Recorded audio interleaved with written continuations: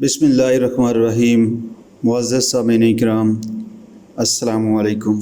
सामीन, अब शुरू करते हैं सैयदना उमर फ़ारूक रज़ियल्लाहु ताला अन्हो की ज़िंदगी के सुनहरे वाक़यात। सैयदना फ़ारूक आज़म रज़ियल्लाहु ताला अन्हो की मुबारक ज़िंदगी इस्लामी तारीख़ का वो रोशन बाब है जिसने हर तारीख़ को पीछे छोड़ दिया। सामीन, आपने हुकूमत के इंतज़ाम व इंसराम, बेमिसाल अदल व इंसाफ, अमाल हुकूमत की सख्त निगरानी, रायाओं के हकूक़ की पासदारी, इखलास नीयत व अमल, जिहाद फ़ी सबीलिल्लाह, ज़हद व इबादत, तक़वा और खौफ़ व खशियत इलाही और दावत के मैदानों में ऐसे ऐसे कारहाय नुमायाँ अंजाम दिए कि इंसानी तारीख़ इनकी मिसाल पेश करने से कासिर है। इंसानी रवैयों की गहरी पहचान, राया के हर फ़र्द के अहवाल से बरवक्त आगाही और हक़ व इंसाफ की राह में कोई रुकावट बर्दाश्त न करने के औसाफ में कोई हुक्मरान फ़ारूक आज़म रज़ियल्लाहु ताला अन्हो का सानी नहीं। सामीन, अपने बेपनाह रोब व जलाल और दबदबा के बावस्फ़ नहायत दर्जा सादगी, फ़रोतनी और तवाज़े का पैकर थे।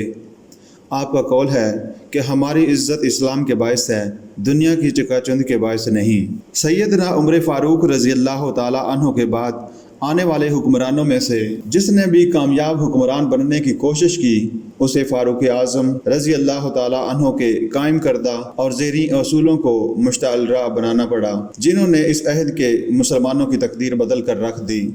हज़रत उमर फ़ारूक रज़ियल्लाहु ताला अन्हो का सिलसिला नस्ब उमर बिन ख़त्ताब बिन नफ़ील बिन अब्दुल अज़ीज़ बिन रबाह बिन अब्दुल्लाह बिन करत बिन ज़र्राह बिन अदी बिन काब बिन लोई बिन फ़हर बिन मालिक। सामीन, अहले अरब अमूमन अदनान या कहतान की औलाद हैं। अदनान का सिलसिला हज़रत इस्माईल अलैहिस्सलाम तक पहुँचता है। अदनान के नीचे 11वीं पुश्त में फ़हर बिन मालिक बड़े साहिब इक़्तिदार थे। इन्हीं की औलाद है जो कुरैश के लक़ब से मशहूर है। कुरैश की नस्ल में से 10 शख्सों ने अपने ज़ोर लियाकत से बड़ा इम्तियाज़ हासिल किया और उनके इंतसाब से 10 जुदा नामवर कबीले बन गए, यानी हाशिम, उमैया, नौफल, अब्दुद्दार, असद, तीम, मखज़ूम, अदी, जमह, समह। हज़रत उमर फ़ारूक रज़ियल्लाहु ताला अन्हो अदी की औलाद से हैं। हज़रत उमर रज़ियल्लाहु ताला अन्हो का सिलसिला नस्ब रसूलुल्लाह सल्लल्लाहु अलैहि वसल्लम से 8वीं पुश्त में जाकर मिल जाता है। सैयदना उमर फ़ारूक रज़ियल्लाहु ताला अन्हो के जद्द अमजद का खुसूसी मकाम। सामीन, अरब में दस्तूर था कि बराबर के 2 रईसों में से किसी को अफजलियत का दावा होता तो एक लायक और पाया शनास सालिस मुकर्रर किया जाता और दोनों के सामने अपनी अपनी तरजीह के दलाइल बयान करते। कभी कभी इन झगड़ों को इस कदर तूल होता कि महीनों मार के कायम रहते। जो लोग इन मार्कों में हकम मुकर्रर किए जाते, उनमें मामला फहमी के अलावा फसाहत और ज़ोर खताबत का जौहर भी दरकार होता। ये दोनों खूबियाँ बनु अदी में नस्लन बाद नस्लिन चली आ रही थीं। सैयदना उमर के दादा नफ़ील बिन अब्दुल अज़ीज़ ने अपने इस्लाफ की तरह इन खदमात को नहायत काबिलियत से अंजाम दिया और इस वजह से बड़े आली रुतबा लोगों के मुकदमात इनके पास फ़ैसला करने के लिए आते। रसूलुल्लाह सल्लल्लाहु अलैहि वसल्लम के जद्द अमजद सरदार अब्दुल मुत्तलिब और हरब बिन उमैया में जब रियासत के दावा पर निज़ा हुआ तो दोनों ने नफ़ील ही को हुक्म माना। नफ़ील ने अब्दुल मुत्तलिब के हक़ में फ़ैसला किया। सैयदना उमर फ़ारूक रज़ियल्लाहु ताला अन्हो का ख़ानदान बनी अदी कुरैश के 10 मुमताज़ घरानों में से एक था। अगरचे ये ख़ानदान बनु उमैया और बनु हाशिम की तरह नुमायाँ और मुमताज़ नहीं था। इस्लाम से कबल मक्का की इंतज़ामी तक़सीम में सफ़ारतकारी का शोबा इन्हीं के पास था। इसी पुराने ख़ानदानी पस मंज़र का लिहाज रखते हुए नबी करीम सल्लल्लाहु अलैहि वसल्लम ने हुदैबिया के मौका पर सैयदना उमर को सफ़ीर बनाकर मक्का भेजने का इरादा किया। सैयदना उमर के वालिद ख़त्ताब बिन नफ़ील इंतहाई सख्त मजाज थे। सैयदना उमर बताते हैं कि मैं अपने वालिद के ऊँट चुराया करता था, ज़रा सी कोताही पे वो बुरी तरह मारा करते थे। इनकी वालदा का नाम हिंतमा बिनते हाशिम बिन मुगीरा था। वो بنو مخزوم میں سے تھی۔ امیر المومنین سیدنا عمر فاروق رضی اللہ تعالی عنہ کا حلیہ مبارک کیسا تھا؟ ان سے محبت اور عقیدت رکھنے والا ہر شخص خواہش رکھتا ہے کہ ان کی شکل و شباہت کے بارے میں معلوم کرے۔ سیرت نگاروں نے بڑی تفصیل سے ان کے حلیہ کے بارے میں جو لکھا، سیدنا عمر فاروق رضی اللہ تعالی عنہ عام الفیل سے 13 برس بعد پیدا ہوئے۔ ان کا رنگ نہایت سرخ و سفید تھا۔ آپ کا چہرہ سرخ گالوں، خوبصورت ناک اور پرکشش آنکھوں کا حسین امتزاج تھا۔ سیدنا عمر فاروق رضی اللہ تعالی عنہ دراز قد اور مضبوط جسم کے مالک تھے۔ آپ کے ہاتھ پاؤں خاصے بھاری تھے، جنہیں دیکھ کر صحت مندی کا احساس ہوتا تھا۔ سر کے بال سامنے سے جھڑے ہوئے تھے۔ لمبے قد کی وجہ سے آپ ہر جگہ نمایاں نظر آتے۔ ہجوم میں آپ کو دیکھ کر ایسا محسوس ہوتا کہ آپ سوار ہیں اور دوسرے لوگ پیدل چل رہے ہیں۔ اپنی داڑھی کو مہندی لگاتے، مونچھیں قدرے لمبی تھیں۔ چلتے وقت تیز تیز قدم اٹھاتے اور بلند آواز سے گفتگو کرتے۔ آخری عمر تک وہ ایک طاقتور، مضبوط اور توانا انسان تھے۔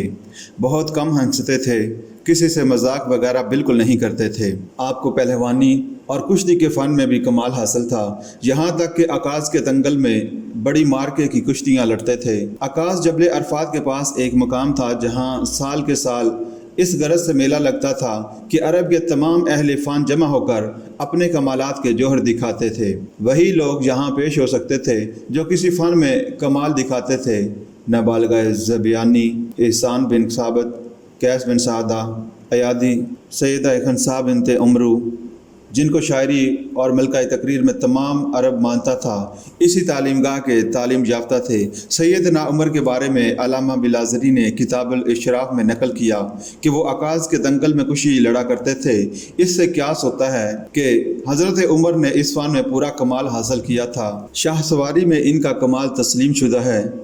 ان کی خطیبانہ مہارت کی اگرچہ کوئی واضح شہادت موجود نہیں، لیکن یہ امر تمام مورخین نے بلا اتفاق لکھا کہ اسلام لانے سے پہلے قریش نے ان کو سفارت کا منصب دے دیا تھا، اور یہ منصب صرف اس شخص کو مل سکتا تھا جو خطابت اور معاملہ فہمی میں کمال رکھنے والا ہوتا تھا۔ سیدنا عمر فاروق رضی اللہ تعالی عنہ نے زمانہ جاہلیت میں 3 شادیاں کیں۔ ان کی پہلی شادی سیدنا عثمان بن مظعون کی ہمشیرہ سیدہ زینب بنت مظعون سے ہوئی، جنہوں نے اسلام قبول کیا اور ہجرت کی سعادت حاصل کی۔ انہی سے سیدہ حفصہ رضی اللہ تعالی عنہ پیدا ہوئیں۔ سیدہ حفصہ رضی اللہ تعالی عنہ کو اللہ کے رسول صلی اللہ علیہ وآلہ وسلم کی زوجہ محترمہ بننے کا اعزاز حاصل ہوا۔ اس رشتے سے سید زینب بنت مظعون آپ صلی اللہ علیہ وآلہ وسلم کی خوش دامن تھیں۔ سیدہ حفصہ کے علاوہ ان سے عبداللہ، عبد الرحمن اور اکبر پیدا ہوئے۔ عبداللہ رضی اللہ تعالی عنہ نے تمام اولاد سے زیادہ شہرت پائی۔ سیدنا عمر نے قریبہ بنت ابی امیہ سے بھی شادی کی۔ یہ ام المومنین سیدہ ام سلمہ کی بہن تھی۔ آپ نے تیسری شادی ملیکہ بنت عمرو بن جرول سے کی، جس سے عبید اللہ پیدا ہوئے۔ قریبہ بنت ابی امیہ اور ملیکہ بنت عمرو نے اسلام قبول نہیں کیا۔ صلح حدیبیہ کے بعد یہ حکم نازل ہوا، کافر عورتوں کو اپنی زوجیت میں نہ رکھو۔ سیدنا عمر نے ان دونوں غیر مسلم بیویوں کو طلاق دے دی۔ حضرت عمر رضی اللہ تعالی عنہ نے ام حکیم بنت الحارث مخزومیہ سے بھی شادی کی۔ یہ پہلے اکرمہ بن ابو جہل کی بیوی تھیں۔ فتح مکہ کے موقع پر اسلام قبول کیا۔ ان کے خامند اکرمہ بن ابو جہل مسلمانوں کے ڈر سے یمن کی طرف فرار ہو گئے۔ ام حکیم نے رسول اللہ صلی اللہ علیہ وآلہ وسلم سے اکرمہ کو امان دینے کی درخواست کی، جو رسول اللہ صلی اللہ علیہ وآلہ وسلم نے کمان شفقت اور رحمت کا مظاہرہ کرتے ہوئے قبول کر لی۔ ام حکیم اکرمہ بن ابو جہل کو واپس لانے کے لیے یمن کی طرف روانہ ہوئیں۔ حسن اتفاق سے اکرمہ انہی واپس آتے ہوئے ملے۔ ام حکیم پوچھنے لگی، کیا ماجرا ہے، تم واپس آ رہے ہو؟ اکرمہ بتانے لگے کہ جب ہماری کشتی بھنور میں پھنس گئی تھی تو کشتی والے کہنے لگے، خالص اللہ کو پکارو، یہاں تمہارے معبود کام نہیں آ سکتے۔ میں نے سوچا اگر ہمارے معبود سمندر میں کام نہیں آ سکتے تو یہ خشکی پر کیسے کام آ سکتے ہیں؟ اگر میری جان بچ گئی تو میں محمد صلی اللہ علیہ وآلہ وسلم کی خدمت میں حاضر ہو کر ان کے دست مبارک پر بیعت کر لوں گا۔ حکیم اپنے خاوند کو لے کر جب رسول اللہ صلی اللہ علیہ وآلہ وسلم کی خدمت میں حاضر ہوئیں تو آپ صلی اللہ علیہ وآلہ وسلم نے ان کا بھرپور استقبال کیا۔ یہ نہایت بہادر خاتون تھی جنہوں نے مرج صفر کی جنگ میں 7 رومیوں کو قتل کر دیا۔ سیدنا عمر فاروق رضی اللہ تعالی عنہ نے معرکہ یرموک میں اکرمہ کے شہید ہونے کے بعد ان سے نکاح کیا۔ حکیم سے ان کی بیٹی فاطمہ پیدا ہوئیں۔ سیدنا عمر فاروق رضی اللہ تعالی عنہ نے مدینہ آ کر جمیلہ بنت ثابت انصاریہ سے شادی کی۔ یہ قبیلہ اوس سے تعلق رکھتی تھیں۔ ان کا نام آسیہ تھا۔ رسول اللہ صلی اللہ علیہ وآلہ وسلم نے ان کا نام بدل کر جمیلہ رکھا۔ سیدنا عمر فاروق رضی اللہ تعالی عنہ نے اپنے چچا زاد کی بیٹی عتیقہ بنت زید سے بھی شادی کی۔ یہ خاتون نہایت خوبصورت اور فصاحت و بلاغت میں یکتا تھیں۔ یہ سیدنا عمر فاروق رضی اللہ تعالی عنہ کے بہنوئی سعید بن زید کی چھوٹی بہن تھیں۔ آل رسول صلی اللہ علیہ وآلہ وسلم سے رشتہ داری۔ سیدنا عمر فاروق رضی اللہ تعالی عنہ کی خواہش تھی کہ ان کی آل رسول اللہ صلی اللہ علیہ وآلہ وسلم سے رشتہ داری ہو جائے، کیونکہ انہوں نے آپ صلی اللہ علیہ وآلہ وسلم سے سن رکھا تھا ہر تعلق، نسب اور رشتہ داری قیامت کے دن منقطع ہو جائے گی سوائے میرے تعلق، نسب اور رشتہ داری کے، یہ قیامت کے دن بھی قائم رہیں گے۔ سیدنا عمر بن عاص نے ان کو مشورہ دیا کہ آپ سیدہ فاطمہ کی بیٹی کلثوم بنت علی سے شادی کر لیں، آپ کی آل رسول اللہ صلی اللہ علیہ وآلہ وسلم سے رشتہ داری ہو جائے گی۔ سیدنا عمر فاروق رضی اللہ تعالیٰ عنہ نے یہ تجویز منظور کر لی اور نکاح کا پیغام بھیجا جو قبول کر لیا گیا۔ اس طرح ان کا نکاح سیدہ کلثوم بنت علی رضی اللہ تعالیٰ عنہ سے ہو گیا۔ انہوں نے 40,000 درہم بطور حق مہر ادا کیے۔ سیدنا عمر فاروق رضی اللہ تعالیٰ عنہ کی ایک شادی سیدہ سمیہ بنت حارث سے ہوئی۔ ایک یمنی خاتون سیدہ لوہیہ سے بھی شادی کی۔ اسلام قبول کرنے سے پہلے عمر بن خطاب اسلام کے شدید دشمن تھے۔ جس شخص کے بارے میں معلوم ہوتا کہ اس نے اسلام قبول کر لیا ہے تو اس پر خوب ظلم کرتے، اسے مارتے اور تنگ کرتے تھے۔ انہوں نے اپنے خاندان آل خطہ پر خوب ظلم کیا۔ جب پہلی ہجرت حبشہ ہوئی تو ان نفوس قدسیہ میں عامر بن ربیعہ اور ان کی اہلیہ عبداللہ بھی شامل تھی۔ یہ دونوں سیدنا عمر فاروق رضی اللہ تعالی عنہ کے رشتہ دار تھے۔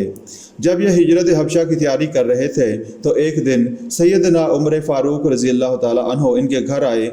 عامر بن ربیعہ کسی کام سے گھر سے باہر تھے۔ سید عبداللہ لیلہ بنت ابی حسیمہ فرماتی ہیں کہ ہم عمر کی طرف سے بڑی تنگی، تکلیف اور ظلم برداشت کر چکے تھے۔ عمر مجھ سے کہنے لگے، عبداللہ کہیں جانے کا ارادہ ہے؟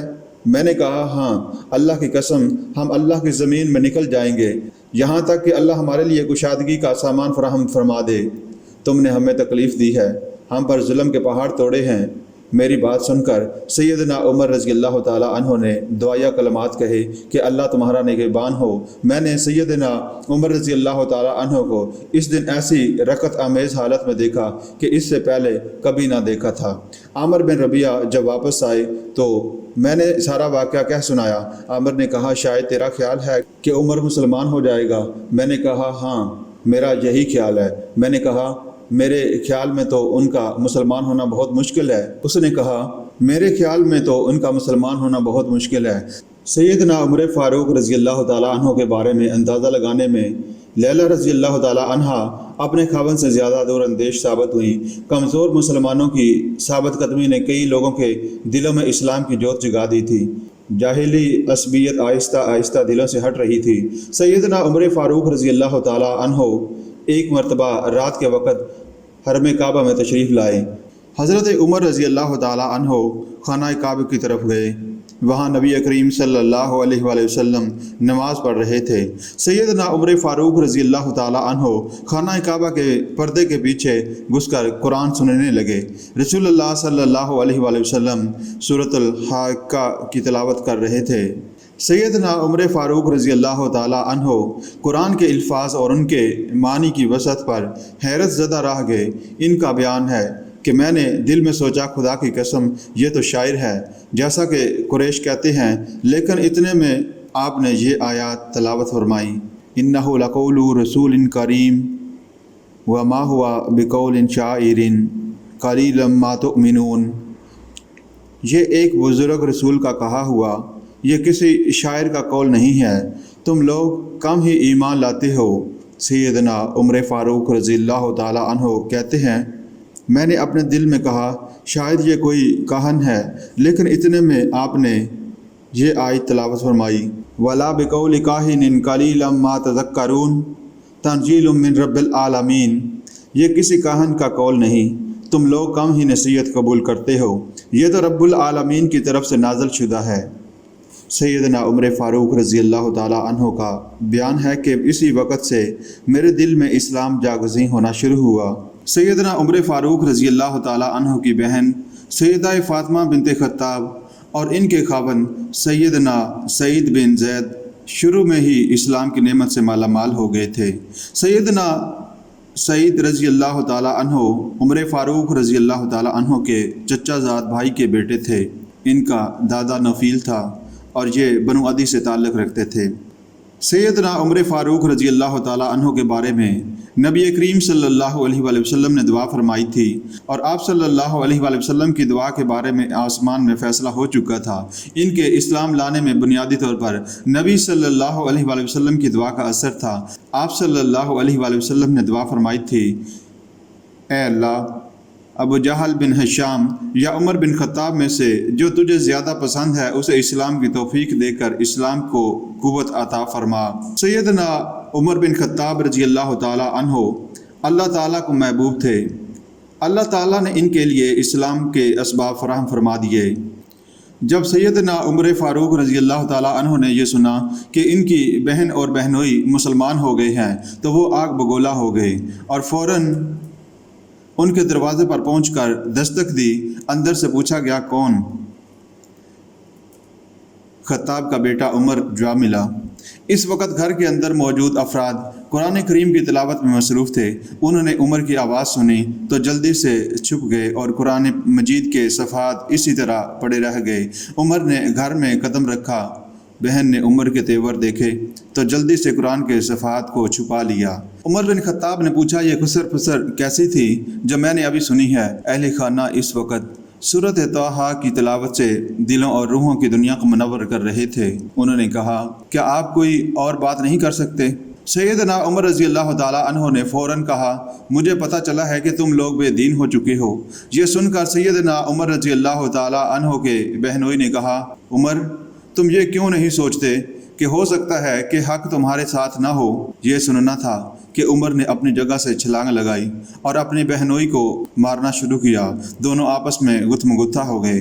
عمر سعید رضی اللہ تعالیٰ عنہ سے طاقتور تھے۔ انہوں نے اپنے بہنوئی سعید کو پکڑ کر زمین پر پٹک دیا۔ اسی اثناء میں سیدنا عمر رضی اللہ تعالیٰ عنہ کی بہن بھی اندر سے نکل آئیں تاکہ اپنے خاوند کو بچا سکیں۔ سیدنا عمر رضی اللہ تعالیٰ عنہ نے انہیں یک بارگی دور دھکیل دیا اور وہ گر پڑی اور زخمی ہو گئی۔ پھر بہن نے غصے کی حالت میں کہا، اللہ کے دشمن، کیا تو ہمیں اس لیے مارتا ہے کہ ہم ایک اللہ کو معبود مانتے ہیں؟ عمر نے گرجتے ہوئے کہا، ہاں اسی لیے تو وہ بولی، جو جی میں آئے کر گزرو۔ میں تو یہی گواہی دیتی ہوں کہ اللہ کے سوا کوئی معبود برحق نہیں اور محمد صلی اللہ علیہ وآلہ وسلم اللہ کے رسول ہیں۔ ہم تیری مرضی کے برعکس مسلمان ہو چکے ہیں۔ جب سیدنا عمر رضی اللہ تعالیٰ عنہ نے اپنی بہن کی یہ جرأت مندانہ باتیں سنی تو سعید رضی اللہ تعالیٰ عنہ کے سینے سے اٹھ کھڑے ہوئے اور سیدھے ہو کر بیٹھ گئے۔ پھر نرمی سے کہا، مجھے اپنا وہ صحیفہ دیجیے، میں بھی اسے پڑھنا چاہتا ہوں۔ بہن نے صحیفہ دینے سے انکار کر دیا۔ سیدنا عمر رضی اللہ تعالیٰ عنہ نے نرم لہجے میں کہا، بہن، دراصل تمہاری باتیں میرے دل میں گھر کر گئی ہیں۔ میں اس کلام کو دیکھنا چاہتا ہوں اور وعدہ کرتا ہوں کہ میں اس کی توہین نہیں کروں گا۔ بہن بولی، پہلے غسل کرو، اسے صرف پاکیزہ لوگ ہی چھو سکتے ہیں۔ اٹھو، پہلے غسل کرو۔ سیدنا عمر رضی اللہ تعالیٰ عنہ اسی وقت گئے، غسل کیا اور بہن کے پاس آئے تو انہوں نے صحیفہ سیدنا عمر رضی اللہ تعالیٰ عنہ کے ہاتھ میں دے دیا۔ سیدنا عمر رضی اللہ تعالیٰ عنہ نے اس صحیفے میں سورۃ طٰہٰ اور دیگر کئی صورتیں پڑھیں۔ آغاز میں بسم اللہ الرحمن الرحیم پڑھی۔ الرحمن الرحیم ہی کہا تھا کہ اللہ کی ذات اور قرآن کی ہیبت ان کے دل میں بیٹھ گئی۔ صحیفہ ہاتھ سے چھوٹ گیا اور دوبارہ ہمت کر کے تلاوت شروع کی۔ یہ سورۃ طٰہٰ کی ابتدائی آیات تھیں۔ انہیں پڑھا تو تعجب سے کہا، حیرت ہے کہ قریش ایسے عمدہ کلام سے بھاگتے تھے۔ پھر مسلسل پڑھتے رہے اور جب آیت نمبر 16 پر پہنچے تو یکدم بول اٹھے، جس کا ایسا عمدہ کلام ہے، اس کے علاوہ کسی اور کی عبادت نہیں ہونی چاہیے، مجھے محمد صلی اللہ علیہ وآلہ وسلم کے پاس لے چلو۔ سیدنا عمر رضی اللہ تعالیٰ عنہ نبی کریم صلی اللہ علیہ وآلہ وسلم کے سامنے اپنے ایمان کا اقرار کرنے کے لیے سعید بن زید کے گھر سے نکلے۔ تلوار آپ کے ہاتھ میں تھی۔ رسول اللہ صلی اللہ علیہ وآلہ وسلم نے در ارقم کو اس وقت اپنا مرکز بنا رکھا تھا۔ سیدنا عمر فاروق رضی اللہ تعالیٰ عنہ نے دروازہ کھٹکھٹایا۔ وہاں موجود لوگوں نے سیدنا عمر کی آواز سنی تو گھبرا گئے۔ کوئی بھی آگے بڑھ کر دروازہ کھولنے کی جرت نہ کر سکا، کیونکہ سب جانتے تھے کہ عمر دین اسلام اور پیغمبر اسلام کا کس قدر دشمن ہے۔ لوگوں کو خوفزدہ دیکھ کر سیدنا حمزہ رضی اللہ تعالیٰ عنہ آگے بڑھے۔ پوچھا، کون ہے؟ انہوں نے کہا، عمر بن خطاب ہے۔ حمزہ رضی اللہ تعالیٰ عنہ نے فرمایا، دروازہ کھول دو، اگر اللہ کی طرف سے اس کے نصیب میں بھلائی لکھی ہے تو وہ مسلمان ہو جائے گا، بصورت دیگر اسے قتل کرنا کوئی مشکل کام نہیں ہوگا۔ لوگوں نے دروازہ کھولا۔ حضرت حمزہ رضی اللہ تعالیٰ عنہ اور ایک دوسرے صحابی نے عمر بن خطاب کے دونوں کندھوں جکڑ لیے اور مضبوطی سے پکڑ کر رسول اللہ صلی اللہ علیہ وآلہ وسلم کی خدمت میں پیش کر دیا۔ آپ صلی اللہ علیہ وآلہ وسلم نے انہیں چھوڑنے کا حکم دیا اور بنفس نفیس اٹھ کر آگے بڑھے اور اپنے دست مبارک سے سیدنا عمر رضی اللہ تعالیٰ عنہ کی کمر اور چادر کو پکڑ کر جھٹکا دیا اور دریافت فرمایا، ابن خطاب، کس ارادے سے آئے ہو؟ اللہ کی قسم، مجھے محسوس ہوتا ہے کہ تم اس وقت تک اپنی حرکتوں سے باز نہ آؤ گے جب تک اللہ تعالیٰ کی طرف سے تم پر کوئی بڑی آفت نہ آن پڑے۔ سیدنا عمر رضی اللہ تعالیٰ عنہ کہنے لگے، اللہ کے رسول، میں تو اللہ پر، اس کے رسول صلی اللہ علیہ وآلہ وسلم پر اور اس کی کتاب پر ایمان لانے کے لیے حاضر ہوا ہوں۔ یہ سن کر اللہ کے رسول صلی اللہ علیہ وآلہ وسلم نے بلند آواز سے اللہ اکبر کا نعرہ لگایا۔ اب سب سمجھ گئے کہ سیدنا عمر رضی اللہ تعالیٰ عنہ بھی دین اسلام میں داخل ہو گئے ہیں۔ رسول اللہ صلی اللہ علیہ وآلہ وسلم کے بعد مسلمانوں نے اس قدر زور سے تکبیر کہی کہ ان کی آواز مکہ کی گلیوں تک سنی گئی۔ رسول اللہ صلی اللہ علیہ وآلہ وسلم نے اپنا ہاتھ 3 مرتبہ حضرت عمر کے سینے پر مارا اور تینوں مرتبہ دعا فرمائی، اے اللہ، عمر کے سینے میں موجود کینہ صاف کر دے اور ایمان سے بدل دے۔ سیدنا عبداللہ بن عمر رضی اللہ تعالیٰ عنہ فرماتے ہیں کہ جب میرے والد نے اسلام قبول کیا تو لوگوں سے پوچھا، مکہ میں سب سے زیادہ ادھر کی بات ادھر پھیلانے کی عادت کس شخص کی ہے؟ انہیں بتایا گیا، جمیل بن معمر جمی یہ کام بہت شوق سے کرتا ہے۔ سیدنا عمر رضی اللہ تعالیٰ عنہ فوراً اس کی طرف چل دیے۔ میں ان کے پیچھے پیچھے تھا۔ سیدنا عمر رضی اللہ تعالیٰ عنہ جمیل کے پاس پہنچے اور کہا، جمیل، کچھ سنا تم نے؟ میں مسلمان ہو گیا ہوں۔ یہ سننا تھا کہ وہ سیدنا عمر رضی اللہ تعالیٰ عنہ سے کوئی بات کیے بغیر ہی فوری طور پر اپنی چادر گھسیٹتا ہوا کھڑا ہوا سیدنا عمر رضی اللہ تعالیٰ عنہ کے پیچھے، اور میں سیدنا عمر رضی اللہ تعالیٰ عنہ کے پیچھے تھا۔ مسجد حرام کے دروازے پر پہنچا اور چلا چلا کر کہنے لگا، قریشیو، خبردار ہو جاؤ، خطاب کا بیٹا بے دین ہو چکا ہے۔ لوگ کعبہ کے گرد اپنی مجلسوں میں بیٹھے ہوئے تھے۔ سیدنا عمر رضی اللہ تعالیٰ عنہ نے جب اس کی بات سنی تو بولے، یہ جھوٹ بولتا ہے، میں بے دین نہیں ہوا بلکہ مسلمان ہوا ہوں، اور میں گواہی دیتا ہوں کہ اللہ کے سوا کوئی سچا معبود نہیں اور محمد صلی اللہ علیہ وآلہ وسلم اللہ کے رسول ہیں۔ یہ سنتے ہی وہ سب سیدنا عمر رضی اللہ تعالیٰ عنہ کو مارنے کے لیے ان کی طرف بڑھے۔ سیدنا عمر رضی اللہ تعالیٰ عنہ نے عتبہ بن ربیعہ کو پکڑ کر زمین پر دے مارا، اس کے سینے پر چڑھ کر بیٹھ گئے اور اسے مارنے لگے۔ انہوں نے اپنی انگلیاں اس کی آنکھوں میں اس زور سے چبھوئیں، عتبہ درد کے مارے چلانے لگا۔ لوگ پیچھے ہٹ گئے۔ اب سیدنا عمر رضی اللہ تعالیٰ عنہ کھڑے ہو گئے اور کفار میں سے جو بھی آگے بڑھنے کی جرت کرتا کوئی نہ کوئی سردار اسے منع کر دیتا۔ آہستہ آہستہ سب ڈر کے مارے پیچھے ہٹ گئے۔ سیدنا عمر رضی اللہ تعالیٰ عنہ نے ان تمام مجالس میں جن میں وہ زمانہ کفر میں بیٹھا کرتے تھے اپنے قبول اسلام کا اعلان کیا۔ सैयदना उमर फ़ारूक रज़ी अल्लाह ताला अन्हु फरमाते हैं, जिस रोज़ मैंने इस्लाम कबूल किया इसी वक्त मैं बैतुल्लाह में गया और अपने इस्लाम लाने का ऐलान कर दिया। कुछ लोग मुझसे लड़ने के लिए उठे, मैंने भी उनका मुकाबला शुरू कर दिया। जब मेरे मामू ने ये मंजर देखा तो बोला, ये कौन लोग हैं? लोगों ने कहा, खत्ताब का बेटा बेदीन हो गया है। मेरा मामू हतीम में खड़ा हुआ और बोला, मैंने अपने भांजे को पनाह दे दी है, कोई इसके नज़दीक ना आए। मेरे मामू का ऐलान सुनकर लोग पीछे हट गए। मैं देख रहा था कि मुसलमानों को इनके इस्लाम की वजह से जा बजा अजियत दी जा रही है, जबकि मुझे कोई नहीं मार रहा। मैंने अपने दिल में कहा, मुसीबतों के जो पहाड़ गरीब मुसलमानों पर तोड़े जा रहे हैं वो मुझ पर भी टूटने चाहिए। मैं थोड़ी देर ठहर गया। जब लोग दोबारा हाथी में बैठ गए तो मैं अपने मामू के पास आया और उनसे कहा, सुनो। वो बोला, मैं कुछ नहीं सुन रहा। मैंने कहा, मैं तुम्हारी पनाह तुम्हें वापस करता हूँ। वो बोला, मेरे भांजे ऐसा मत कर। मैंने कहा, मैं तुम्हारी पनाह तुम्हें वापस करता हूँ, तो फिर जो चाहो करो। इसने कहा, इसके बाद से यही होता रहा कि कभी कुरैश मुझे मारते और कभी मैं कुरैश को मारता। इस्लाम के गलबे तक यही सूरत हाल रही। इमाम नवी रहमतुल्लाह अलैहि बयान करते हैं, सैयदना उमर रज़ी अल्लाह ताला अन्हु का शुमार उन सहाबा इकराम में होता है जो नबूवत के इब्तदाई बरसों में मुसलमान हुए। आप अशरा मुबशरा में से एक हैं। खुलफाए राशिदीन में सैयदना अबू बकर सिद्दीक रज़ी अल्लाह ताला अन्हु के बाद आपका नंबर आता है।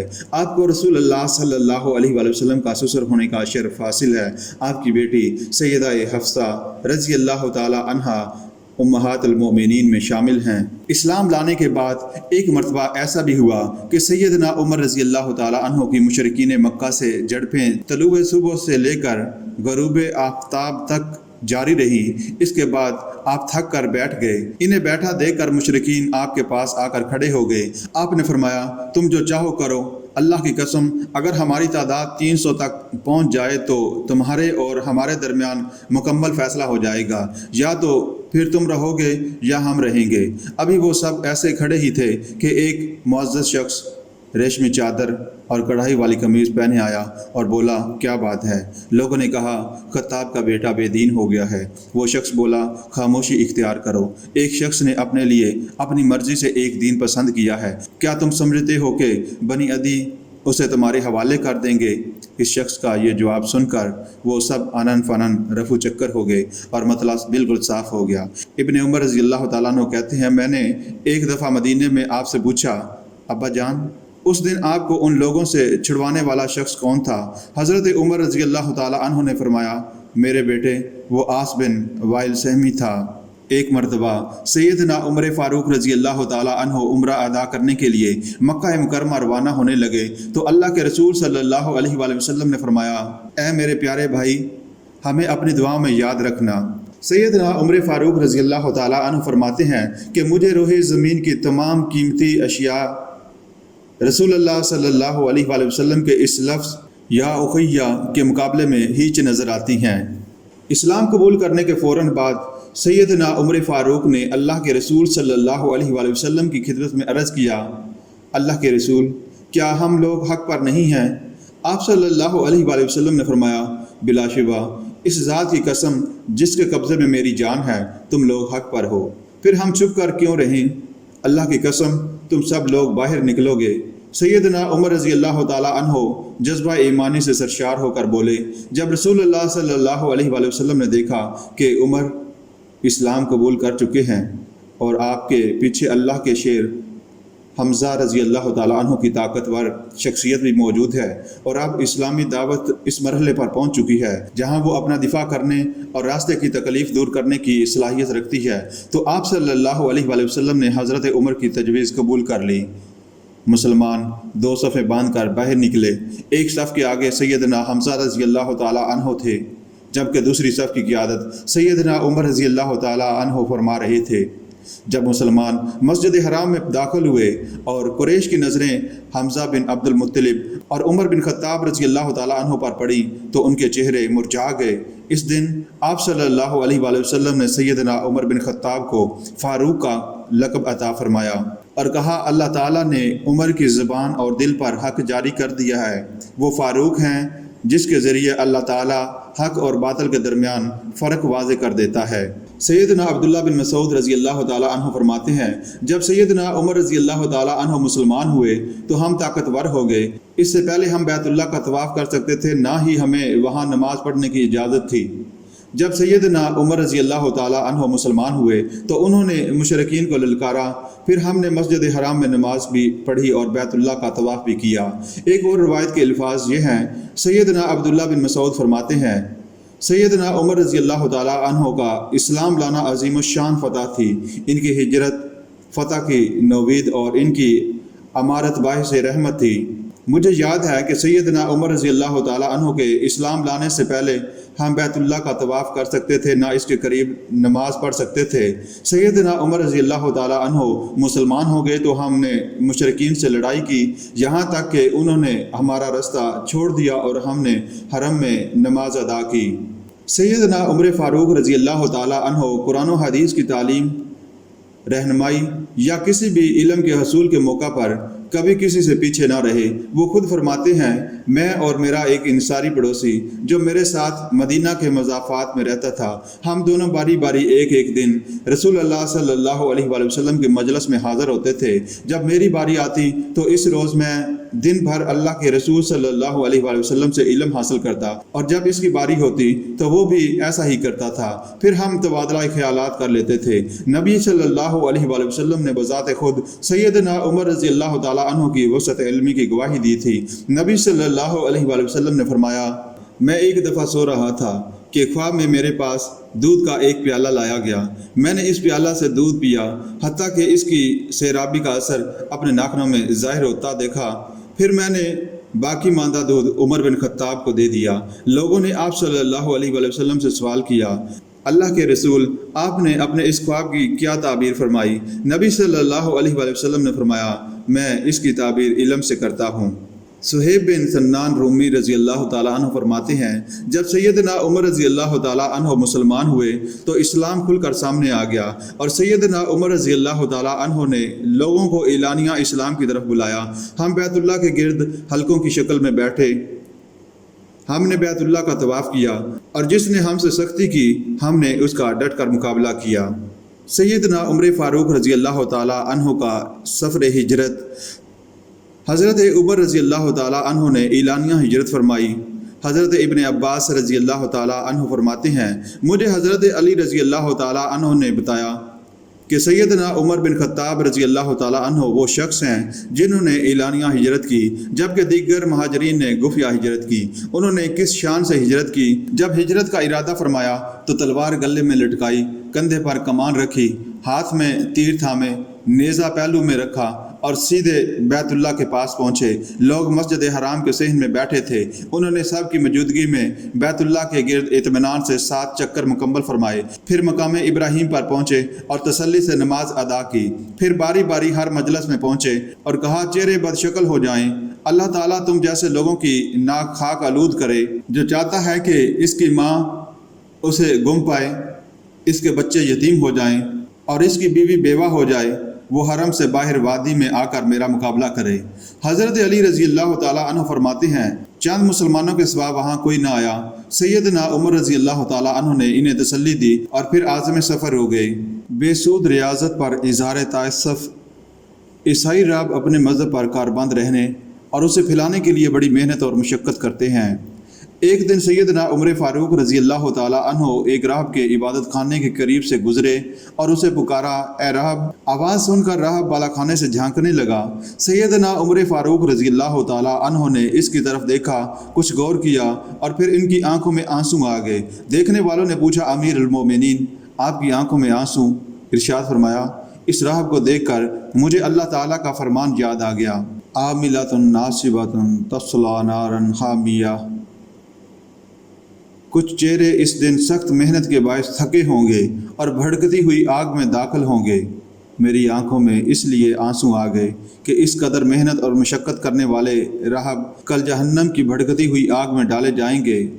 حالانکہ انہوں نے عبادت و ریاضت بہت کی ہوگی، مگر یہ عبادت اور جدوجہد غلط طریقے پر کرتے رہے۔ اللہ تعالیٰ فرماتا ہے، اے ایمان والو، اللہ اور اس کے رسول کی اطاعت کرو اور اپنے اعمال کو ضائع مت کرو، یعنی جو کام اللہ کے مقرر کردہ طریقے اور رسول اللہ صلی اللہ علیہ وآلہ وسلم کی سنت کے مطابق نہیں ہوں گے، وہ سب بیکار اور برباد ہیں۔ قریش کے تمام قبائل معرکہ بدر میں مسلمانوں کے بالمقابل آئے، لیکن بنو عدی یعنی حضرت عمر کے قبیلے میں سے ایک شخص بھی شریک نہیں ہوا۔ یہ امر یہاں تک قیاس کیا جا سکتا ہے، حضرت عمر رضی اللہ تعالیٰ عنہ کے رعب اور دبدبہ کے باعث تھا۔ سب سے پہلے جو شخص اس معرکے میں شہید ہوا وہ مجے نامی سیدنا عمر رضی اللہ تعالیٰ عنہ کا غلام تھا۔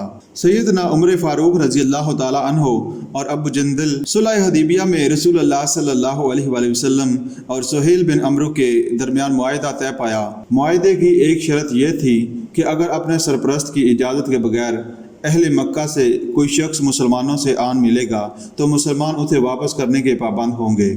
ابھی یہ معاہدہ لکھا ہی جا رہا تھا کہ سہیل بن عمرو کا اپنا بیٹا ابو جندل بن سہیل اپنی بیڑیاں گھسیٹتے ہوئے رسول اللہ صلی اللہ علیہ وآلہ وسلم کی خدمت میں آن پہنچا۔ وہ مکہ کے نشیبی علاقے سے نکل کر آیا تھا۔ یہاں پہنچ کر وہ مظلومیت کی تصویر بن کر مسلمانوں کے درمیان موجود ہوا۔ سہیل نے کہا، یہ پہلا معاملہ ہے جس کے ذریعے آپ کے اور میرے درمیان معاہدے کا امتحان ہوگا۔ معاہدے کی روح سے آپ اسے واپس کرنے کے پابند ہیں۔ نبی کریم صلی اللہ علیہ وآلہ وسلم نے فرمایا، ابھی تو ہمارے درمیان تحریر مکمل بھی نہیں ہوئی۔ اس نے کہا، اگر آپ نے اسے واپس نہ کیا تو میں آپ سے صلح کا کوئی معاملہ طے نہیں کروں گا۔ آپ صلی اللہ علیہ وآلہ وسلم نے فرمایا، سہیل تم اسے میری خاطر ہی چھوڑ دو۔ اس نے کہا، میں آپ کی خاطر بھی نہیں چھوڑ سکتا۔ آپ نے اصرار کیا تو سہیل نے بیٹے کے منہ پر ایک زوردار تماچا رسد کیا اور مشرکین کی طرف واپس کرنے کے لیے ان کی قمیض کا گلا پکڑ کر اپنی طرف گھسیٹا۔ ابو جندل نے مسلمانوں کی طرف منہ کر کے فریاد کی اور چیخ کر کہنے لگا، کیا میں مشرکین کے حوالے کر دیا جاؤں گا تاکہ وہ مجھے میرے دین سے برگزشتہ کرنے کی کوشش کریں؟ رسول اللہ صلی اللہ علیہ وآلہ وسلم نے فرمایا، ابو جندل صبر کرو اور اس تکلیف کو اجر و ثواب کا باعث سمجھو۔ اللہ تعالیٰ تمہارے لیے اور دوسرے کمزور بے بس مسلمانوں کے نجات کا راستہ پیدا فرمائے گا۔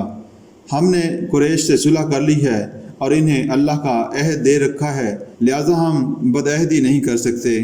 یہ دردناک منظر دیکھ کر سیدنا عمر اچھل کر ابو جندل کے قریب آن پہنچے۔ وہ ان کے پہلو میں چلتے جا رہے تھے اور کہتے جا رہے تھے، ابو جندل صبر کرو، یہ مشرک لوگ ہیں، ان کا خون بے قیمت ہے، اور ساتھ ساتھ اپنی تلوار کا دستہ بھی ان کے قریب کرتے جا رہے تھے۔ سیدنا عمر کا خیال تھا کہ ابو جندل ان کی تلوار لے کر اپنے باپ سہیل کی گردن اڑا دیں گے، لیکن وہ باپ کے بارے میں ایسی جرأت نہ دکھا سکے اور معاہدہ نافذ ہو گیا۔ رمضان المبارک 8 ہجری میں اللہ کے رسول صلی اللہ علیہ وآلہ وسلم اپنے صحابہ کرام کے ساتھ مکہ مکرمہ کی طرف پیش قدمی کر رہے تھے۔ جب آپ صلی اللہ علیہ وآلہ وسلم مر الزہران نامی جگہ تشریف لائے تو ابو سفیان کو اپنی جان کا ڈر پیدا ہو گیا۔ اللہ کے رسول صلی اللہ علیہ وآلہ وسلم کے چچا سیدنا عباس رضی اللہ تعالیٰ عنہ نے رسول اللہ صلی اللہ علیہ وآلہ وسلم کی طرف سے معافی نامہ دلوانے کی پیشکش کی تو ابو سفیان اس پر آمادہ ہو گیا۔ سیدنا عباس رضی اللہ تعالیٰ عنہ اس قصے کو بیان کرتے ہوئے کہتے ہیں، میں نے ابو سفیان سے کہا، تیرا ستیہ ناس، اللہ کے رسول صلی اللہ علیہ وآلہ وسلم تو اب سر پر آن پہنچے، اللہ کی قسم قریشیو اپنی جانیں بچاؤ ورنہ مارے جاؤ گے۔ ابو سفیان بولا، عباس تم پر میرے ماں باپ قربان، اب کون سا ہیلہ اختیار کرنا ہوگا؟ میں نے جواب دیا، اگر تو پکڑا گیا تو رسول اللہ صلی اللہ علیہ وآلہ وسلم ضرور تجھے قتل کر دیں گے، تم میرے خچر پر سوار ہو جاؤ، میں تجھے رسول اللہ صلی اللہ علیہ وآلہ وسلم سے امان لے دیتا ہوں۔ ابو سفیان میرے پیچھے سوار ہو گیا، میں اسے لے کر چلا۔ راستے میں جب ہم مسلمانوں کے کسی روشن الاؤ کے قریب سے گزرتے تو انہوں نے کہا، یہ کون ہے؟ جب لوگ رسول اللہ صلی اللہ علیہ وآلہ وسلم کے خچر پر مجھے دیکھتے تو صرف اتنا کہتے، اللہ کے رسول کے خچر پر آپ صلی اللہ علیہ وآلہ وسلم کے چچا ہیں، پھر وہ راستے سے ہٹ جاتے۔ جب میں سیدنا عمر رضی اللہ تعالیٰ عنہ کے قریب سے گزرا تو انہوں نے کہا، یہ کون ہے؟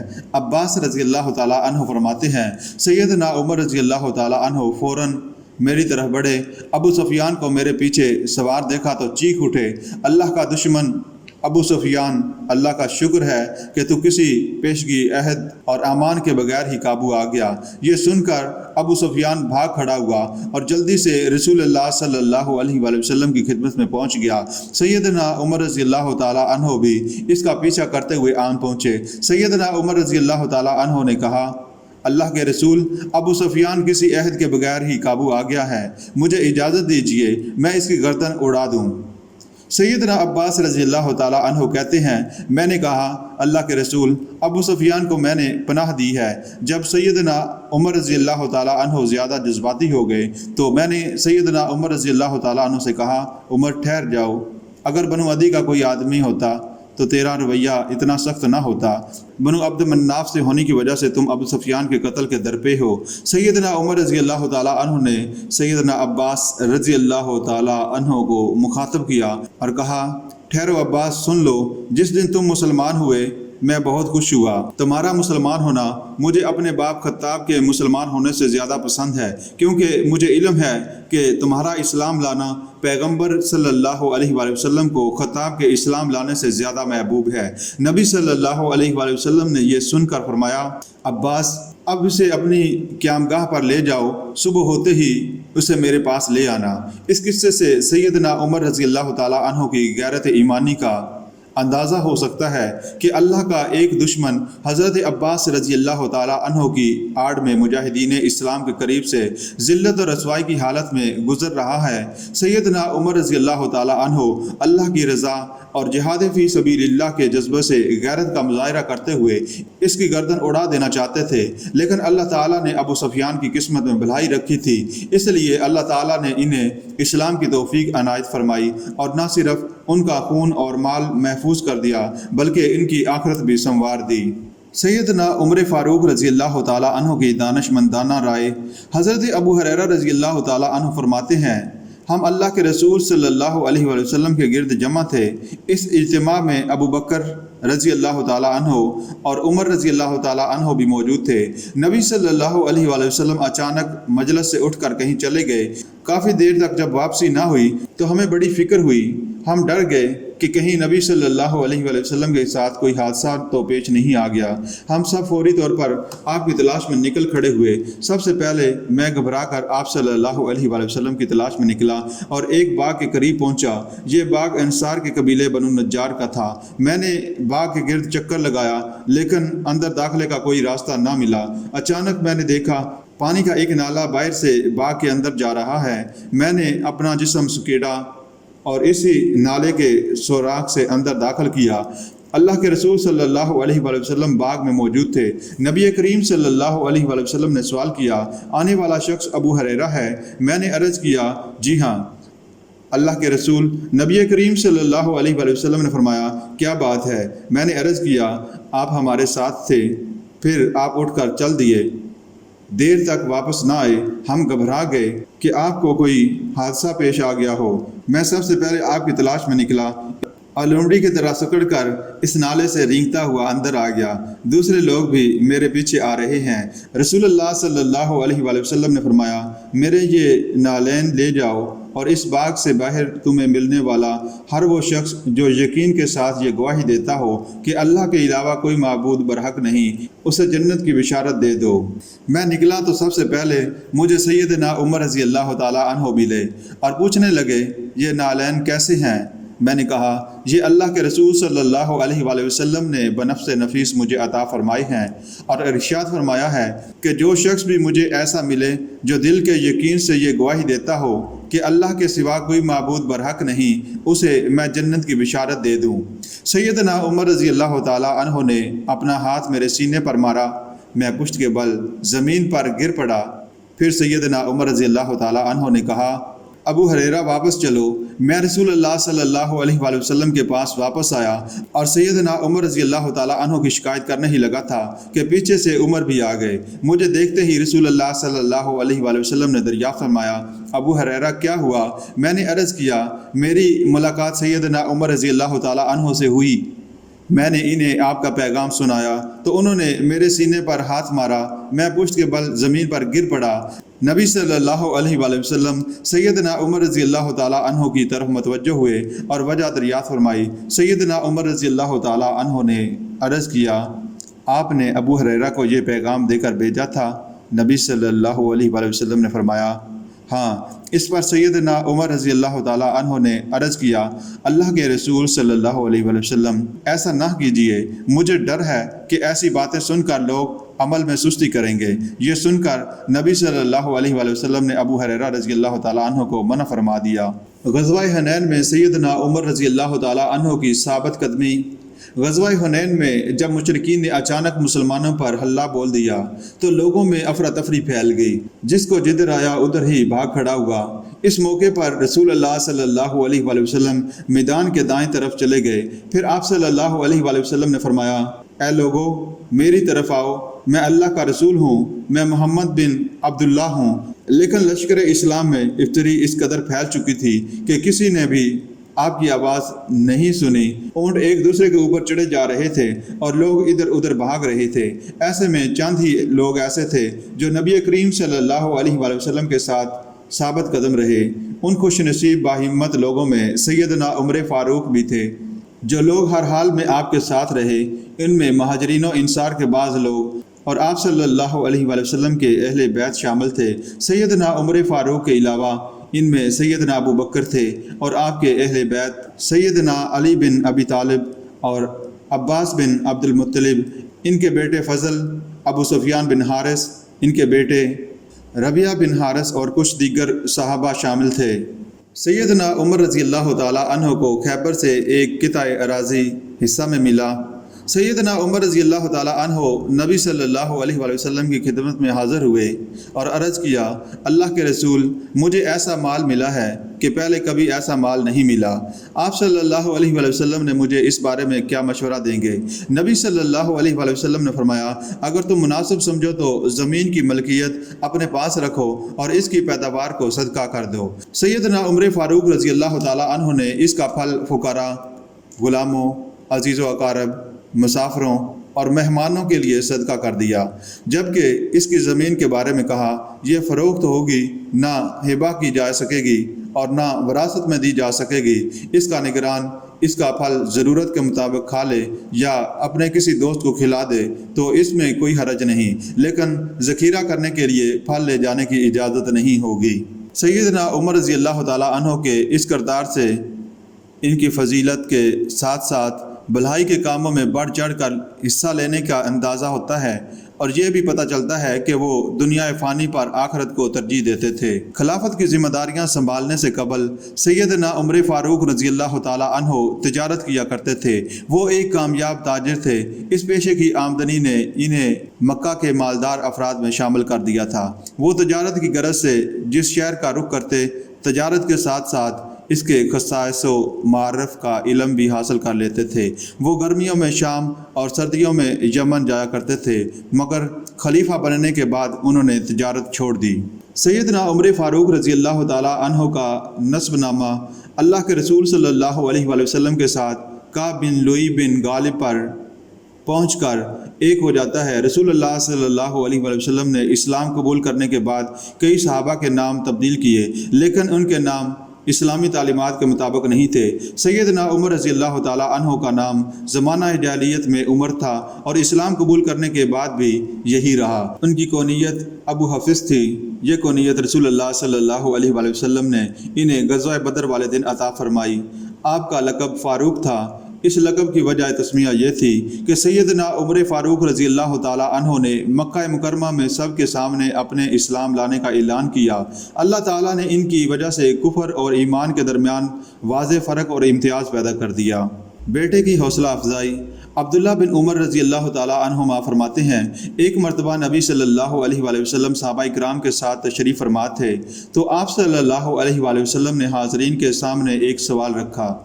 ایک درخت ہے، اس کی مثال مومن کی سی ہے، اس کے پتے کبھی نہیں گرتے، بتاؤ وہ کون سا درخت ہے؟ لوگ جنگل کے درختوں کے بارے میں سوچنے لگے۔ عبداللہ بن عمر کہتے ہیں، میرے دل میں خیال آیا کہ وہ کھجور کا درخت ہے، لیکن میں حیا کی وجہ سے خاموش رہا۔ لوگوں نے کہا، اللہ کے رسول آپ ہی فرمائیے۔ نبی صلی اللہ علیہ وآلہ وسلم نے فرمایا وہ کھجور کا درخت ہے۔ عبداللہ فرماتے ہیں میرے دل میں کھجور کے درخت کا خیال آیا تھا۔ اس کا تذکرہ میں نے اپنے باپ سیدنا عمر فاروق رضی اللہ تعالیٰ عنہ سے کیا تو انہوں نے فرمایا بیٹا اگر تم جواب دے دیتے تو یہ میرے لیے بڑے بڑے خزانوں سے بڑھ کر ہوتا۔ سیدنا عمر بن خطاب رضی اللہ تعالیٰ عنہ کے ایمانی مرتبے کے بارے میں عبداللہ بن ہشام فرماتے ہیں ایک دفعہ نبی صلی اللہ علیہ وآلہ وسلم کے ساتھ تھے۔ نبی صلی اللہ علیہ وآلہ وسلم نے سیدنا عمر بن خطاب رضی اللہ تعالیٰ عنہ کا ہاتھ تھام رکھا تھا۔ سیدنا عمر رضی اللہ تعالیٰ عنہ نے عرض کیا اللہ کے رسول آپ مجھے اپنی جان کے علاوہ ہر چیز سے زیادہ عزیز ہیں۔ نبی صلی اللہ علیہ وآلہ وسلم نے فرمایا نہیں عمر ایسے تو بات نہیں بنے گی، اس ذات کی قسم جس کے ہاتھ میں میری جان ہے جب تک تم مجھے اپنی جان سے بھی زیادہ عزیز نہ سمجھو تمہارا ایمان مکمل نہیں ہو سکتا۔ یہ سننے کے بعد سیدنا عمر رضی اللہ تعالیٰ عنہ نے عرض کیا اللہ کے رسول اب تو آپ مجھے اپنی جان سے بھی زیادہ عزیز ہیں۔ نبی صلی اللہ علیہ وآلہ وسلم نے فرمایا اب بات بنی ہے عمر، جنت کے محل کی بشارت۔ اللہ کے رسول صلی اللہ علیہ وآلہ وسلم نے سیدنا عمر فاروق رضی اللہ تعالیٰ عنہ کو جنت کی بشارت سے نوازا۔ آپ صلی اللہ علیہ وآلہ وسلم نے فرمایا میں نے خواب میں دیکھا کہ میں جنت میں داخل ہوا، اچانک میری ملاقات ابو طلحہ کی بیوی رمیسہ ام سلیم رضی اللہ تعالیٰ عنہا سے ہوئی۔ پھر میں نے پاؤں کی آہٹ سنی، میں نے کہا یہ کس کے چلنے کی آواز ہے؟ مجھ سے کہا گیا یہ بلال ہیں۔ پھر میں نے ایک محل دیکھا، اس کے صحن میں ایک لڑکی تھی، میں نے پوچھا یہ کس کا ہے؟ جواب ملا یہ سیدنا عمر رضی اللہ تعالیٰ عنہ کا محل ہے۔ میں نے اس محل کو دیکھنے کے لیے اندر جانے کا ارادہ کیا لیکن اے عمر تیری غیرت نے میرے قدم روک لیے۔ سیدنا عمر رضی اللہ تعالیٰ عنہ نے عرض کیا اللہ کے رسول آپ پر میرے ماں باپ قربان، کیا میں آپ کے بارے میں غیرت کا اظہار کرتا؟ جنگ یمامہ میں شہید ہونے والوں میں حفاظ کی کثرت تھی۔ ان حالات کو مد نظر رکھتے ہوئے سیدنا ابو بکر رضی اللہ تعالیٰ عنہ نے سیدنا عمر فاروق رضی اللہ تعالیٰ عنہ کے مشورے سے قرآن کریم کو یکجا کرنے کا ارادہ کیا۔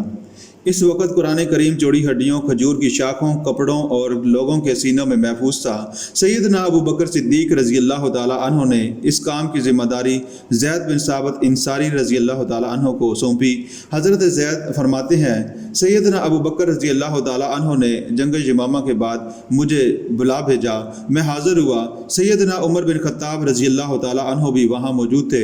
ابو بکر رضی اللہ تعالیٰ عنہ نے فرمایا عمر میرے پاس آئے، انہوں نے مجھے بتایا کہ جنگ یمامہ میں بہت سے حافظ قرآن صحابہ رضی اللہ تعالیٰ عنہ جام شہادت نوش کر گئے ہیں، اگر وہ اسی طرح شہید ہوتے رہے تو ممکن ہے قرآن کریم کا بہت سا حصہ ضائع ہو جائے۔ میری یہ رائے ہے کہ قرآن کریم کو یکجا کر دیا جائے۔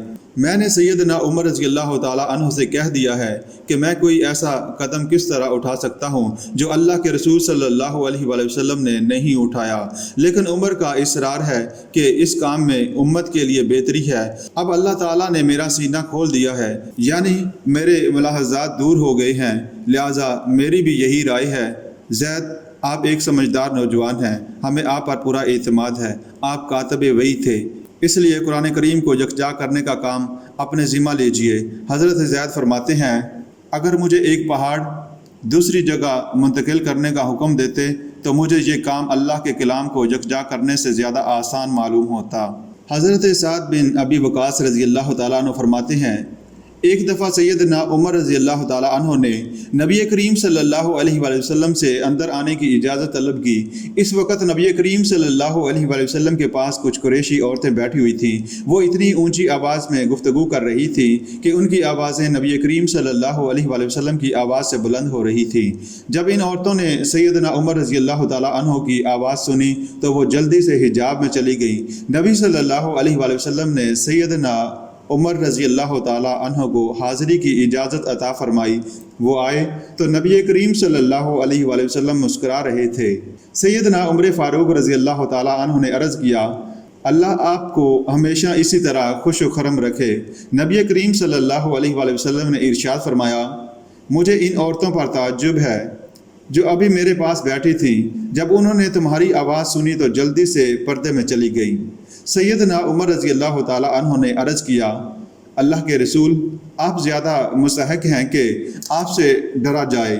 پھر وہ عورتوں سے مخاطب ہوئے اور کہا، کیا تم مجھ سے ڈرتی ہو اور رسول اللہ صلی اللہ علیہ وآلہ وسلم سے نہیں ڈرتی؟ عورتوں نے جواب دیا، ہاں، اس لیے کہ آپ تندخو اور سخت غصے والے ہیں۔ یہ سن کر نبی صلی اللہ علیہ وآلہ وسلم نے فرمایا، خطاب کے بیٹے، اس ذات کی قسم جس کے ہاتھ میں میری جان ہے، شیطان اس راستے پر ہرگز نہیں چلتا جس راستے پر تم چلتے ہو۔ تمہیں دیکھ کر شیطان اپنا راستہ بدل لیتا ہے۔ شہادت کے لیے دعا۔ نبی صلی اللہ علیہ وآلہ وسلم نے ایک دفعہ سیدنا عمر رضی اللہ تعالی عنہ کے بدن پر قمیض یا ایک اور روایت کے مطابق کوئی لباس دیکھا تو فرمایا، تمہارا یہ لباس نیا ہے یا دھویا ہوا؟ سیدنا عمر رضی اللہ تعالی عنہ نے کہا، یہ تو دھویا ہوا ہے۔ نبی صلی اللہ علیہ وآلہ وسلم نے فرمایا، تو نئے کپڑے پہنے، عزت کی زندگی گزارے اور تجھے شہادت کی موت نصیب ہو۔ حضرت سعد بن مسیب رحمۃ اللہ علیہ فرماتے ہیں، جب سیدنا عمر رضی اللہ تعالی عنہ حج کے لیے تشریف لے گئے اور ذبحینان نامی جگہ پر پہنچے تو بلند آواز سے کہنے لگے، اللہ کے سوا کوئی معبود برحق نہیں، وہ انتہائی بلند اور عظیم ہے، جسے چاہتا ہے اور جو چاہتا ہے مرحمت فرماتا ہے۔ میں اس وادی میں اپنے والد خطاب کے اونٹ چرایا کرتا تھا۔ ان دنوں میں بہت بڑا کوٹ نما جبہ پہنا کرتا تھا۔ خطاب بہت سخت گیر تھا، مجھ سے اتنا کام لیتا کہ میں تھک جاتا، کوئی کوتاہی ہو جاتی تو وہ مجھے مارتا تھا، لیکن آج میرے اور اللہ کے درمیان کسی انسان کی حاکمیت نہیں ہے۔ سیدنا عمر فاروق رضی اللہ تعالی عنہ نے 63 سالہ زندگی پائی۔ اس نے اتفاق دیکھیے کہ رسول اللہ صلی اللہ علیہ وآلہ وسلم اور ابو بکر صدیق رضی اللہ تعالی عنہ کی عمر بھی وفات کے وقت 63 سال تھی۔ سیدنا عمر فاروق رضی اللہ تعالی عنہ دانا، فصیح و بلیغ، صاحب رائے، طاقتور، بردبار اور شریف النفس تھے۔ ان میں دوسروں کو قائل کرنے کی بڑی صلاحیت تھی۔ یہی وجہ تھی کہ قریش نے انہیں اپنا سفیر مقرر کر رکھا تھا، اور جب کسی قبیلے سے قریش کے مفاخر بیان کرنے کا مقابلہ ہوتا تھا تو اس کام کے لیے سیدنا عمر فاروق کو منتخب کیا جاتا۔ معاذ رضی اللہ تعالی عنہ کی یمن سے واپسی پر سیدنا عمر رضی اللہ تعالی عنہ کی رائے۔ حضرت معاذ بن جبل رضی اللہ تعالی عنہ کو نبی کریم صلی اللہ علیہ وآلہ وسلم نے یمن کا حاکم اور قاضی بنا کر بھیجا۔ وہ آپ صلی اللہ علیہ وآلہ وسلم کی حیات مبارکہ میں یمن میں مقیم رہے۔ انہوں نے یمن میں بہت سی دعوتی خدمات انجام دیں اور مرتدین کے خلاف جہادی سرگرمیوں میں بھی حصہ لیا۔ وہ نبی صلی اللہ علیہ وآلہ وسلم کی وفات کے بعد مدینہ آئے۔ انہوں نے قیام یمن کے دوران وہاں کاروبار بھی کیا ہوگا، جس سے آپ کو بہت منافع بھی حاصل ہوا ہو اور آپ کی مالی پوزیشن بہتر ہو گئی۔ جب واپس آئے تو یہ مال و متاع ہمراہ تھا۔ سیدنا عمر رضی اللہ تعالی عنہ نے ابو بکر رضی اللہ تعالی عنہ کو مشورہ دیا کہ آپ معاذ رضی اللہ تعالی عنہ سے ان کی ضرورت کی چیزوں کے سوا باقی سارا مال واپس لے لیں۔ سیدنا ابو بکر رضی اللہ تعالی عنہ نے فرمایا، معاذ کو نبی صلی اللہ علیہ وآلہ وسلم نے یمن بھیجا تھا تاکہ اس کی ضروریات پوری ہو جائیں۔ اب میں اس سے کچھ نہ لوں گا، ہاں اگر وہ اپنی مرضی سے دے دیں تو اور بات ہے۔ سیدنا عمر رضی اللہ تعالی عنہ اپنی رائے درست سمجھتے تھے۔ وہ خود معاذ رضی اللہ تعالی عنہ کے پاس جا پہنچے تاکہ معاذ رضی اللہ تعالی عنہ کو راضی کر لیں۔ سیدنا معاذ رضی اللہ تعالی عنہ نے کہا، اللہ کے رسول نے مجھے جو چیز عطا فرمائی ہے اب میں اس میں تبدیلی نہیں کر سکتا۔ سیدنا عمر رضی اللہ تعالی عنہ ابو بکر رضی اللہ تعالی عنہ کے ذریعے سے سیدنا معاذ رضی اللہ تعالی عنہ پر کوئی سختی کروانے کے حق میں نہ تھے۔ وہ تو حضرت معاذ رضی اللہ تعالی عنہ اور تمام مسلمانوں کی حقیقی خیر خواہی کے خواہش مند تھے۔ معاذ رضی اللہ تعالی عنہ نے سیدنا عمر کے مشورے کو قبول نہ کیا۔ سیدنا عمر رضی اللہ تعالی عنہ جانتے تھے کہ وہ معاذ کو مجبور نہیں کر سکتے۔ وہ ان کا جواب سن کر خاموشی سے واپس آ گئے کیونکہ وہ اپنا فرض ادا کر چکے تھے۔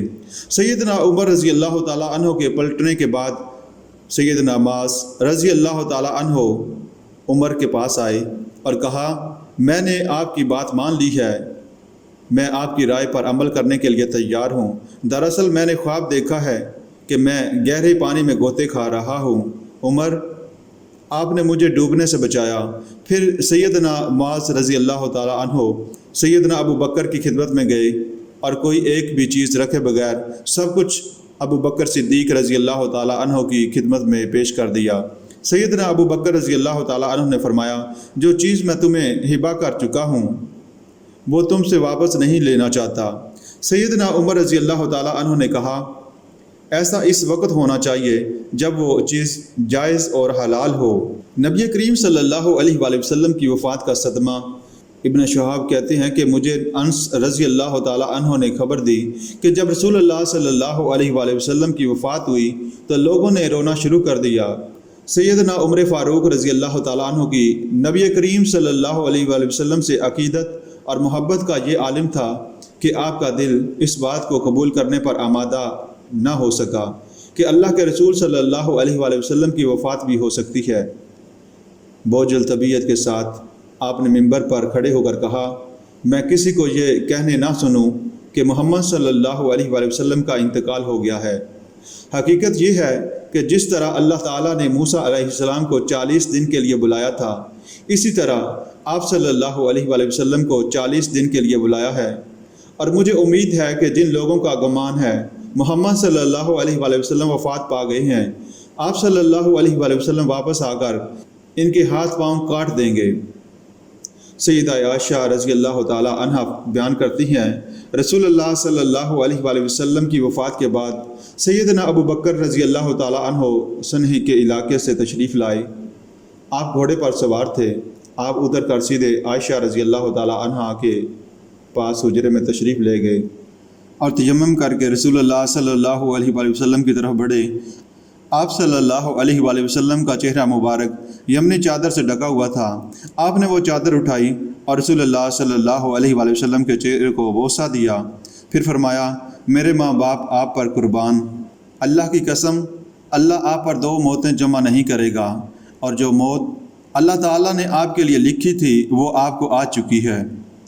عبداللہ بن عباس رضی اللہ تعالیٰ عنہ بیان کرتے ہیں، جب سیدنا ابو بکر صدیق رضی اللہ تعالیٰ عنہ تشریف لائے تو سیدنا عمر لوگوں کے سامنے تقریر کر رہے تھے۔ سیدنا ابو بکر صدیق رضی اللہ تعالیٰ عنہ نے فرمایا، عمر بیٹھ جاؤ، لیکن سیدنا عمر رضی اللہ تعالیٰ عنہ نے تقریر جاری رکھی۔ لوگ سیدنا عمر کو چھوڑ کر سیدنا ابو بکر صدیق رضی اللہ تعالیٰ عنہ کی طرف متوجہ ہو گئے۔ سیدنا ابو بکر صدیق رضی اللہ تعالیٰ عنہ نے فرمایا، اے لوگو، تم میں سے جو محمد صلی اللہ علیہ وآلہ وسلم کی عبادت کرتا تھا وہ جان لے کہ محمد صلی اللہ علیہ وآلہ وسلم وفات پا چکے ہیں، اور جو شخص اللہ کی عبادت کرتا تھا تو اللہ تعالیٰ ہمیشہ سے زندہ ہے اور وہ کبھی نہیں مرے گا۔ پھر آپ نے قرآن کریم کی آیات تلاوت فرمائی، اور محمد صلی اللہ علیہ وآلہ وسلم اللہ کے ایک رسول ہی تو ہیں، آپ سے پہلے کئی رسول گزر چکے، تو کیا اگر وہ فوت ہو جائیں یا انہیں قتل کر دیا جائے تو تم اپنی ایڑیوں پر پھر جاؤ گے، اور جو اپنی ایڑیوں پر پھر جائے گا تو وہ اللہ کو ہرگز کچھ نقصان نہیں پہنچائے گا، اور اللہ شکر کرنے والوں کو جلد جزا دے گا۔ ابن عباس رضی اللہ تعالیٰ عنہ بیان فرماتے ہیں، اللہ کی قسم ایسا لگا کہ لوگوں کو اس آیت کا علم ہی اس وقت ہوا جب ابو بکر صدیق رضی اللہ تعالیٰ عنہ نے یہ آیت تلاوت فرمائی۔ پس پھر کیا تھا، ہر شخص یہی آیت تلاوت کر رہا تھا۔ سعید بن مصعب رضی اللہ تعالیٰ عنہما کہتے ہیں کہ سیدنا عمر نے فرمایا، اللہ کی قسم یہ آیت سن کر ایسا لگا جیسے میری ٹانگوں میں جان ہی نہیں ہے، میری ٹانگوں نے میرا ساتھ چھوڑ دیا اور میں زمین پر گر پڑا۔ مطلب یہ کہ سیدنا صدیق اکبر کا خطاب سننے کے بعد سیدنا عمر فاروق رضی اللہ تعالیٰ عنہ کو بھی بات سمجھ آ گئی اور انہیں یقین ہو گیا کہ واقعی رسول اللہ صلی اللہ علیہ وآلہ وسلم وفات پا چکے ہیں۔ سیدنا عمر فاروق رضی اللہ تعالیٰ عنہ انتہائی ذریع اور دراندیش انسان تھے۔ نبی کریم صلی اللہ علیہ وآلہ وسلم کی وفات کے بعد خلیفہ کی نامزدگی کے معاملے کو ہی دیکھ لیں۔ انصار مشاورت کے لیے ثقیفہ بنو سعد میں جمع ہوئے۔ سیدنا ابو بکر، سیدنا عمر اور سیدنا ابو عبیدہ رضی اللہ تعالیٰ عنہما بھی وہاں پہنچ گئے۔ انصار نے تجویز دی، ایک امیر ہم میں سے اور ایک امیر تم میں سے ہونا چاہیے۔ سیدنا عمر رضی اللہ تعالیٰ عنہ نے گفتگو کرنا چاہی، لیکن ابو بکر صدیق رضی اللہ تعالیٰ عنہ نے انہیں خاموش رہنے کی تاکید کی۔ سیدنا عمر فرمایا کرتے تھے، اس وقت میں نے اپنے دل میں اس موقع کے لیے بہت عمدہ گفتگو سوچ رکھی تھی۔ میں چاہتا تھا کہ مجھ سے پہلے سیدنا ابو بکر رضی اللہ تعالیٰ عنہ گفتگو نہ کریں تاکہ میں اپنی بات کہہ سکوں۔ پھر ابو بکر رضی اللہ تعالیٰ عنہ نے بہت عمدہ باتیں ارشاد فرمائی، اے انصار، ہم امراء کا منصب سنبھال لیتے ہیں اور تم وزراء کا منصب سنبھال لو۔ یہ سن کر احباب بن منظر رضی اللہ تعالیٰ عنہ نے کہا، ایسا نہیں ہونا چاہیے، بلکہ ایک امیر ہم میں سے اور ایک تم میں سے ہوگا۔ ابو بکر رضی اللہ تعالیٰ عنہ نے دوبارہ فرمایا، نہیں، ایسا نہیں ہو سکتا، بلکہ خلیفہ ہم مہاجرین میں سے ہی ہوگا اور تم منصب وزراء پر فائز رہو گے، کیونکہ اہل عرب قریش کے علاوہ کسی اور کی سیادت تسلیم نہیں کریں گے۔ سب سے بڑھ کر یہ بات کہ رسول اللہ کا فرمان ہے، حکمران قریش میں سے ہوں گے، یہ سننا تھا کہ سب نے سر تسلیم خم کر دیے۔ اب سیدنا ابو بکر صدیق رضی اللہ تعالیٰ عنہ نے فرمایا، تم لوگ عمر یا ابو عبیدہ میں سے کسی ایک کے ہاتھ پر بیعت کر لو۔ سیدنا عمر رضی اللہ تعالیٰ عنہ نے معاملے کی نزاکت کو بھانپتے ہوئے سوچا کہ اس معاملے میں تاخیر سے اس اتفاق رائے میں خلل آ سکتا ہے۔ انہوں نے فیصلہ کن انداز میں کہا، نہیں، ہم تو آپ ہی کی بیعت کریں گے، آپ ہمارے سردار ہیں، ہم میں سے افضل ترین ہیں۔ اس کے ساتھ ساتھ آپ نبی صلی اللہ علیہ وآلہ وسلم کو سب سے زیادہ محبوب تھے۔ یہ کہہ کر سیدنا عمر رضی اللہ تعالیٰ عنہ نے سیدنا ابو بکر رضی اللہ تعالیٰ عنہ کا ہاتھ پکڑا اور بیعت کر لی۔ پھر تمام حاضرین نے بیعت کر لی۔ بعد کے واقعات نے ثابت کیا کہ سیدنا عمر فاروق رضی اللہ تعالیٰ عنہ کا انتخاب نہایت عمدہ اور برمحل تھا۔ سیدنا عمر فاروق رضی اللہ تعالیٰ عنہ کی نامزدگی کے لیے مشاورت۔ جب تک سیدنا ابو بکر صدیق رضی اللہ تعالیٰ عنہ خلیفہ رہے، سیدنا عمر ان کے وزیر کی حیثیت سے کام کرتے رہے۔ سیدنا ابو بکر صدیق رضی اللہ تعالیٰ عنہ آخری دفعہ بیمار پڑے تو آپ کو خیال آیا کہ ایسا نہ ہو کہ میں کسی کو خلیفہ متعین کیے بغیر دنیا سے چلا جاؤں اور پھر وہی کچھ ہو جو سقیفہ کے دن ہوا۔ لیکن ساتھ ہی ساتھ آپ کسی خاص شخص کو بھی خلیفہ متعین کرنا نہیں چاہتے تھے، کیونکہ نبی کریم صلی اللہ علیہ وآلہ وسلم نے مرض وفات میں کسی کو خلیفہ متعین نہیں کیا تھا۔ آپ نے لوگوں کو جمع کیا۔ سیدنا صدیق اکبر تکلیف اور بیماری کے باوجود اپنی ذمہ داریوں سے غافل نہیں تھے۔ لوگوں کو جمع کرنے کے بعد آپ نے خلافت سے دستبرداری کا اعلان کیا اور انہیں اپنے لیے خلیفہ چننے کو کہا۔ آپ نے فرمایا، تم لوگوں کو میری بیماری کا بخوبی علم ہے، میرا نہیں خیال کہ میں اس بیماری سے زندہ بچ پاؤں۔ میں نے تمہیں اپنی اطاعت سے آزاد کر دیا ہے، اب تمہیں اختیار ہے کہ تم جس کو چاہو خلیفہ منتخب کر لو۔ اگر تم میری زندگی ہی میں خلیفہ چن لو گے تو یہ زیادہ مناسب ہوگا، اس طرح میری وفات کے بعد تمہارے درمیان اختلاف و انتشار پیدا نہیں ہوگا۔ آپ کی بات سن کر لوگوں نے مشورے شروع کیے، لیکن کسی نتیجے پر نہ پہنچ سکے۔ سب نے مل کر جانشین خلافت کا معاملہ سیدنا ابو بکر صدیق کی صوابدید پر چھوڑ دیا۔ آپ نے صحابہ اکرام سے مشورے کیے۔ سب سے پہلے آپ نے عبد الرحمن بن عوف رضی اللہ تعالیٰ عنہ کو بلایا اور سیدنا عمر رضی اللہ تعالیٰ عنہ کے بارے میں ان کی رائے پوچھی۔ عبد الرحمن بن عوف نے فرمایا، آپ مجھ سے جو سوال بھی کریں گے اس کا جواب آپ مجھ سے زیادہ بہتر جانتے ہیں۔ سیدنا ابو بکر رضی اللہ تعالیٰ عنہ بولے، اگرچہ ابھی آپ نے اتنا ہی کہا تھا کہ عبد الرحمن بن عوف رضی اللہ تعالیٰ عنہ نے کہا، اللہ کی قسم وہ آپ کے اندازے سے کہیں زیادہ بہتر ہیں۔ عبد الرحمن بن عوف کے بعد آپ نے عثمان بن عفان رضی اللہ تعالیٰ عنہ کو بلایا اور ان سے سیدنا عمر رضی اللہ تعالیٰ عنہ کے بارے میں دریافت فرمایا۔ عثمان رضی اللہ تعالیٰ عنہ بولے، یہاں تک مجھے علم ہے ان کا باطن ان کے ظاہر سے کہیں زیادہ اچھا ہے اور ہم میں ان کے جیسا متقی و پرہیزگار شخص موجود نہیں ہے۔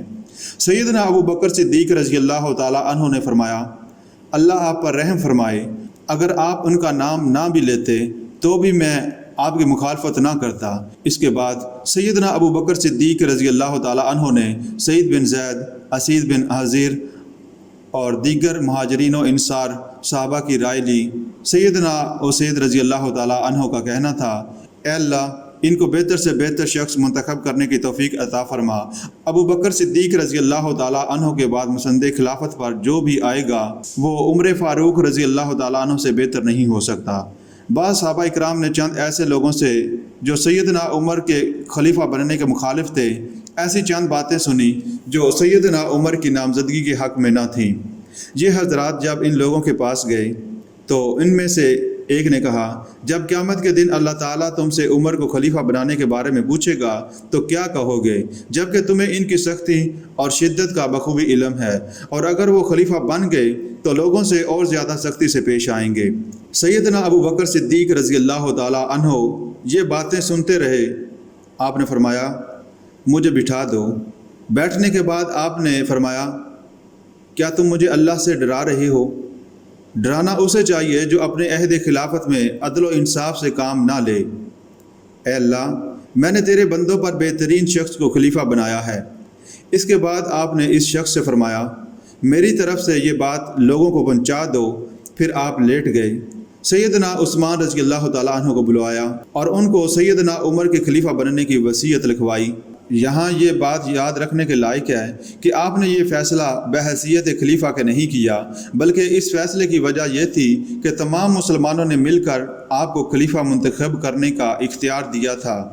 سیدنا ابو بکر صدیق رضی اللہ تعالیٰ عنہ نے اپنے جانشین کی نامزدگی کے سلسلہ میں سیدنا عثمان رضی اللہ تعالیٰ عنہ کو وصیت کی جو تجاویز لکھوائی، اس کے الفاظ یہ ہیں: بسم اللہ الرحمن الرحیم۔ اس دار فانی سے کوچ کرتے وقت اور آخرت کی ہولناک گھاٹیوں میں قدم رکھتے وقت ابو بکر ابن قحافہ امت اسلام کو یہ وصیت کر رہا ہے، بلا شبہ یہ وہ وقت ہے جب بڑے سے بڑا کافر بھی ایمان لے آتا ہے اور ہر فاجر و فاسق اور کذاب کے سامنے حق کی سچائی کھل کر آ جاتی ہے۔ میں نے اپنے بعد تم لوگوں کے لیے اتنا کہنے کے بعد آپ پر غشی طاری ہو گئی اور آپ کسی کا نام نہ لے سکے۔ سیدنا عثمان نے یہ جانتے ہوئے کہ آپ عمر رضی اللہ تعالیٰ عنہ کو منتخب کریں گے، ان کا نام لکھ دیا۔ جب سیدنا ابو بکر صدیق رضی اللہ تعالیٰ عنہ کو آفاقہ ہوا تو آپ نے فرمایا جو تم نے لکھا ہے مجھے پڑھ کر سناؤ۔ عثمان نے وصیت بما سیدنا عمر رضی اللہ تعالیٰ عنہ کے نام کے پڑھ کر سنا دی۔ سیدنا ابو بکر نے سیدنا عمر رضی اللہ تعالیٰ عنہ کا نام سن کر اللہ اکبر کہا اور فرمایا شاید تمہیں ڈر تھا کہ میں کہیں خلیفہ کا نام لیے بغیر ہی اس دنیا سے نہ چلا جاؤں اور لوگوں میں اختلاف و انتشار پیدا ہو جائے۔ اللہ تمہیں اس کا بہترین بدلہ عطا فرمائے۔ اللہ کی قسم تم بذات خود بھی خلیفہ بننے کے اہل ہو۔ اس کے بعد آپ نے وصیت نامہ کی عبارت کو آگے بڑھاتے ہوئے فرمایا اپنے خلیفہ کی بات ماننا، اس کی اطاعت کرنا۔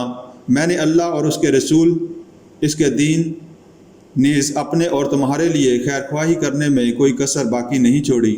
اگر عمر عدل و انصاف سے کام لیتے ہیں اور مجھے امید ہے کہ وہ ایسا ہی کریں گے تو بہت خوب، لیکن اگر وہ خلافت سنبھالنے کے بعد بدل جاتے ہیں تو اللہ تعالیٰ ہر انسان کو اس کے عمل کے مطابق ہی بدلہ دے گا۔ میں نے حتی الامکان مسلمانوں کی خیر خواہی چاہی، لیکن اس کے باوجود میں غیب نہیں جانتا، اور جن لوگوں نے ظلم کیا وہ عنقریب جان لیں، اللہ تعالیٰ کا فرمان ہے، اور جن لوگوں نے ظلم کیا وہ عنقریب جان لیں گے کہ لوٹنے کی کون سی جگہ لوٹ کر جائیں گے۔ پھر آپ نے اس دستاویز پر مہر ثبت کرنے کا حکم دیا اور حضرت عمر بن خطاب، اسید بن عزیر اور اسید بن سعید کرزی کے ہمراہ اپنے گھر سے باہر نکلے اور لوگوں سے فرمایا کیا تم لوگ اس دستاویز میں مذکور شخص کی بیعت کرو گے؟ سب نے یک زبان ہو کر کہا جی ہاں، ہم راضی ہیں۔ ایک اور روایت میں ہے کہ سیدنا صدیق اکبر نے اپنے گھر کی کھڑکی سے لوگوں کی طرف جھانکا اور فرمایا لوگو، میں نے یہ خلافت ایک شخص کے سپرد کی ہے، کیا تم اس نامزدگی پر راضی ہو؟ سب نے یک زبان ہو کر کہا اے رسول اللہ صلی اللہ علیہ وآلہ وسلم کے نائب، ہمیں آپ کا ہر فیصلہ قبول ہے۔ اس موقع پر سیدنا علی رضی اللہ تعالیٰ عنہ نے اٹھ کر کہا ہم اس صورت میں آپ کے نامزد کردہ شخص کو خلیفہ تسلیم کریں گے، اگر وہ عمر بن خطاب ہوگا۔ سیدنا ابو بکر صدیق رضی اللہ تعالیٰ عنہ نے سیدنا علی کی بات سن کر کہا میں نے عمر کو ہی خلیفہ نامزد کیا ہے۔ آپ کے اس فیصلے سے تمام مسلمان راضی ہو گئے اور سیدنا عمر کے ہاتھ پر سب نے بیعت کر لی۔